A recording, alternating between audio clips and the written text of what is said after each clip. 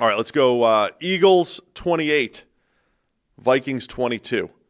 Is that the final score? Sure is. Eagles move to 5-2. Vikings fall to 3-3.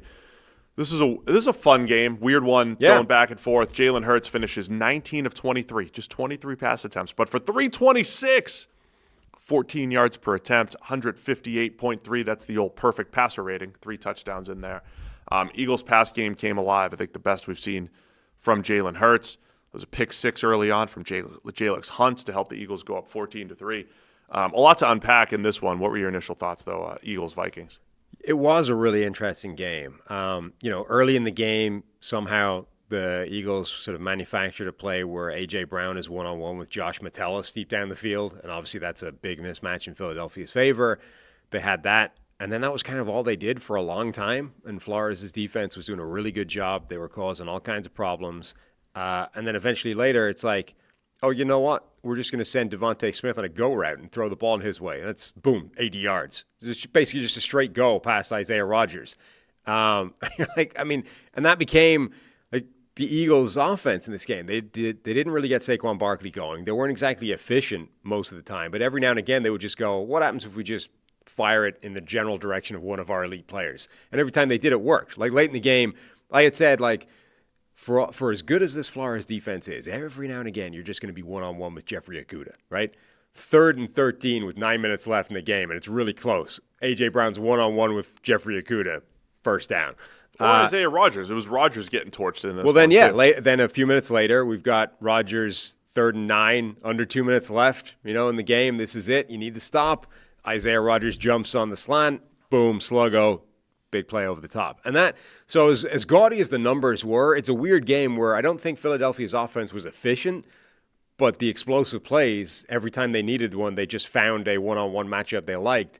And if you're going to be critical of Flores' defense at all, and it would be, I think, reasonably harsh to be, is that sometimes they didn't pull out the disguise stuff when you needed it. Like, so the sluggo to A.J. Brown with a couple minutes left, like they basically ran just cover one and that. It's like, well, what if cover one had actually been like a rolled coverage? And so when Isaiah Rodgers jumps on the slant, there's a safety folding in behind him, and Hurts just puts the ball in the air knowing that, like, he put a lot of air under that because it's like, all I got to do, I have it.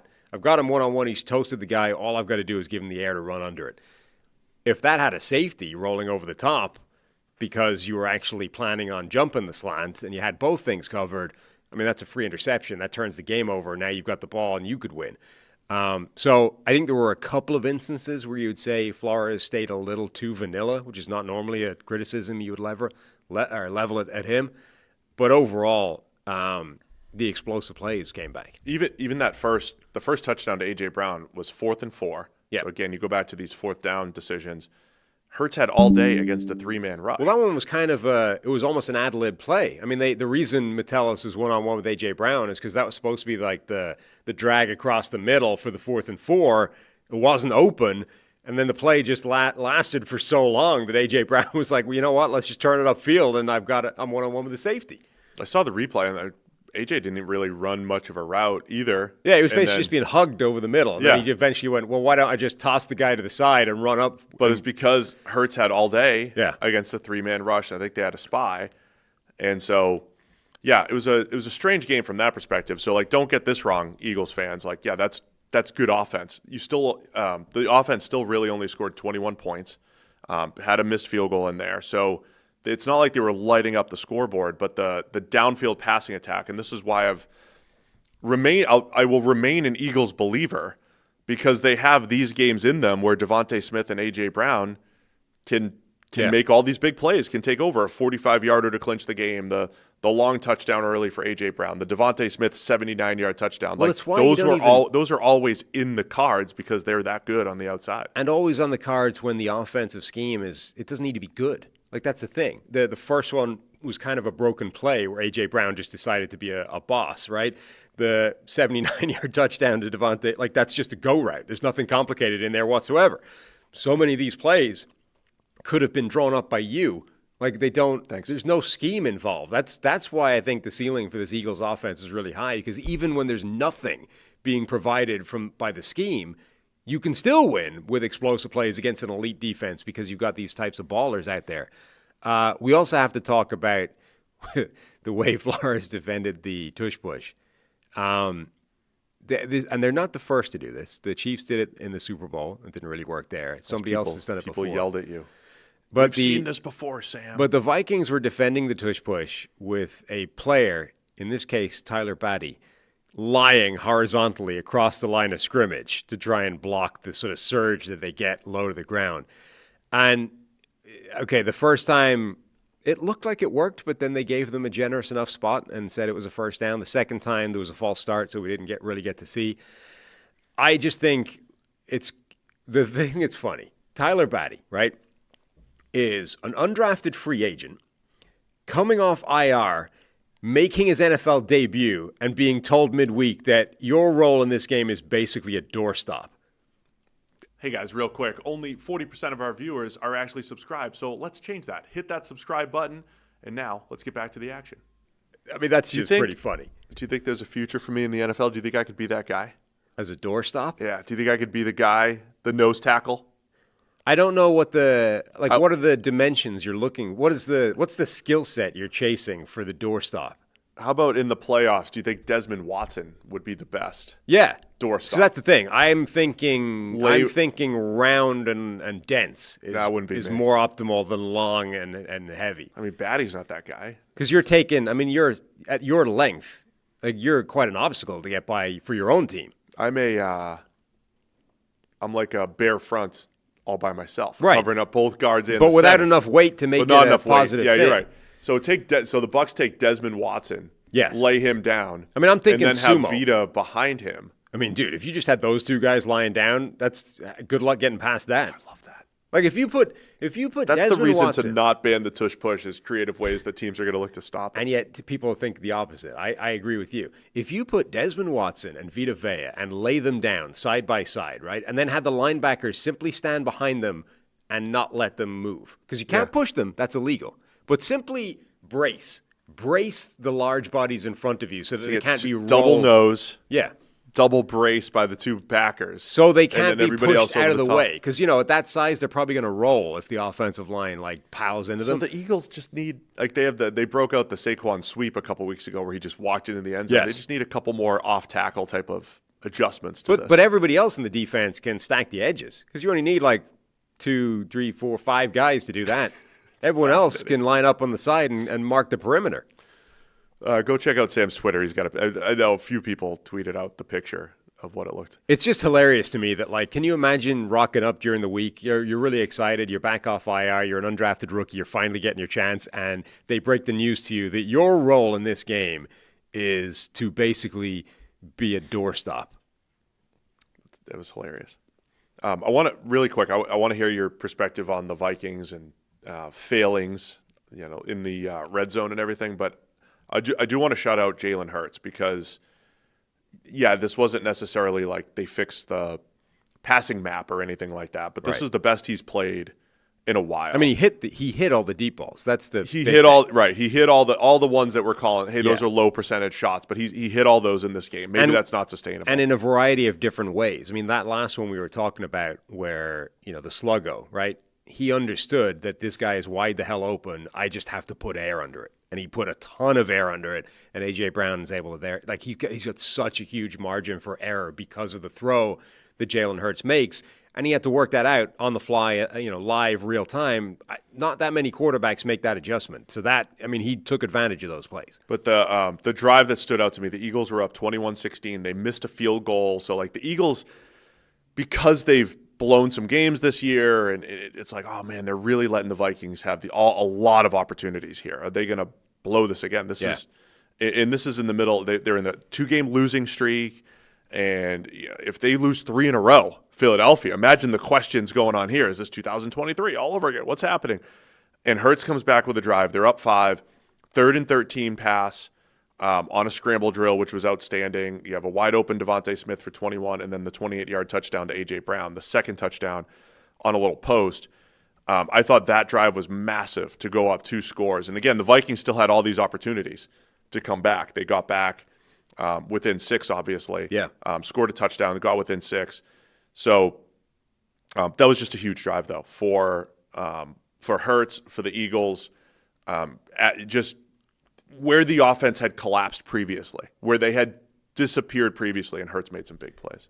Yeah, there's the picture there's your picture of Tyler Batty lying down and the rest of the defense on him. Yeah, there were long stretches of this game where the Vikings, were in deep trouble. I mean, Wentz throws an ugly pick six right to the dropping defender. Jalen Carter was getting pressure up front. He didn't really see him and just sort of heaved the ball to Jalix Hunt. He also had a terrible interception out of his own end zone where he's rolling. He's kind of under pressure, and he just YOLO'd it right down the field into double coverage. Right to Makuba. Yeah, that was pretty terrible. So there was some really bad plays from them. But the defense was keeping them in. I mean, they were 14-6 at halftime in a game where the first half in particular, they had a lot of those, like they'd had those negative Wentz plays already.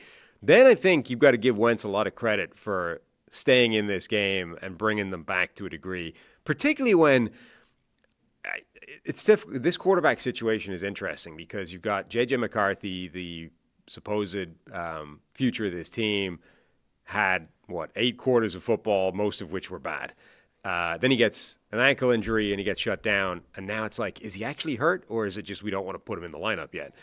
Wentz, remember, was dealing with a shoulder injury, his non-throwing shoulder, but also a rib injury.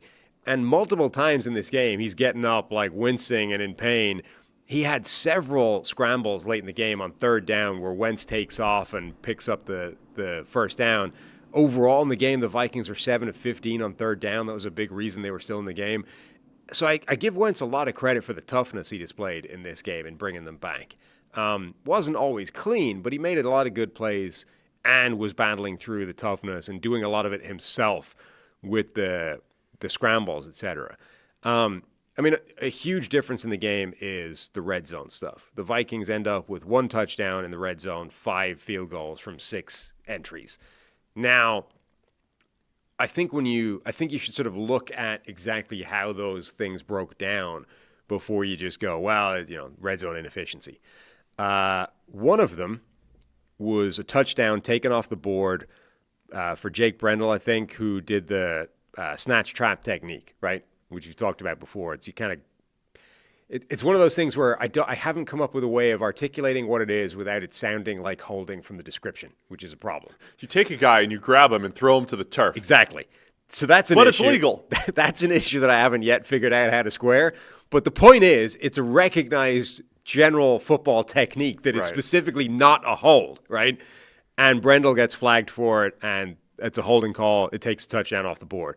So you can say, look, that's an incorrect officiating call that took a touchdown off the board. Now we're talking 2 touchdowns, 4 field goals.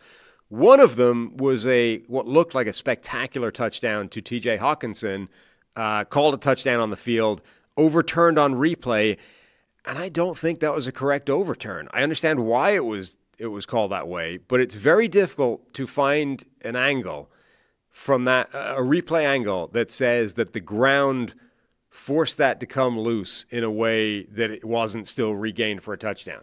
That was one of those plays. I saw the play, saw the replay, and then diverted my attention. I'm not going to sit there and stare at the game because there's 6 games on. And when I saw it the first time, I was like, they're going to call this a touchdown. His hands are under it. It was an incredible diving effort by Hawkinson. In particular, there's a replay from directly behind him that shows the ball does not come loose until after nothing is touching the ground anymore, right? Now, Pereira came on and seemed to suggest that if the ground simply forces the ball to come out at any point, it's incomplete. Even if it came out like after he's off the ground and he regathers it. That doesn't make any sense to me, but that seemed to be what he was suggesting. I don't know. But I think that was a good touchdown. And if you do that, suddenly we're talking 3 touchdowns, 3 field goals, and we feel a lot better about life. And actually, that's the difference in the game. So, and then one was a fantastic play from Cooper DeJean on Justin Jefferson. Yeah. Where it's in his hands, he just about manages to break it up. I mean, that's razor thin as Big well. Play. So we're not talking like the Vikings just sort of shat the bed in the red zone and weren't able to make any plays at any point. I mean, we're talking bad call, touchdown that looked like a bad call, other touchdown that's like razor thin, all-pro nickel type of player breaking it up and stopping it from being a score. I mean, really thin margins from the Vikings having actually quite a good red zone efficiency day to suddenly red zone is a problem, and that's why you didn't win the game. But ultimately, that's why they didn't win the game, Sure. because those plays didn't go their way. And then, some of the Eagles playmakers making big plays. Jalix Hunt, pick six that we mentioned. Jalen Carter popped Carson Wentz on that play. You mentioned the DeJean play. So, look, Eagles are still a very good team, and if, Sky would be falling in Philly. I know they won the Super Bowl last year. It can't be that sad. But had they lost 3 straight and blown it in, special fashion once again, there'd be some questions, especially with a showdown with the Giants coming next week. Vikings still have yet to play the starting 5 offensive linemen that they expected coming into the season. And ironically, I think they've not only have they not played the starting 5 that they expected, but I think almost every single week has been a different offensive line combination. Brian O'Neill was a surprise go in this game. I think people expected him to be out. So you're like, well, great, you're getting your right tackle back. Still haven't gotten Ryan Kelly back at center with the concussion issues he's dealing with. So they're 4/5 of their offensive line back. Unfortunately for them, the 1/5 that was remaining was the guy that got wrecked and got flagged for the questionable snatch trap thing. And he was an issue in this game, even if he was the one remaining backup in the lineup. The look ahead for the Vikings, they come back on Thursday Night Football at Los Angeles. So they go play the Chargers. It's a strange beginning of the season for the Vikings, being overseas for a couple games. Now the short week going to Los Angeles. It's a weird schedule they have. Then they're at Detroit, and then home against the Ravens, which, again, different. They're a one-win team, the Ravens, but with Lamar Jackson. So pivotal stretch here for the Vikings with J.J. McCarthy maybe coming back over these next couple of weeks. We will see from Minnesota. Thanks for watching all the way to the end of the video. Check the Mic is live every Monday, Wednesday, and Thursday, so be sure to hit the subscribe button so you don't miss a thing. And the all-knowing algorithm is convinced you'll also like these videos, and who are we to argue?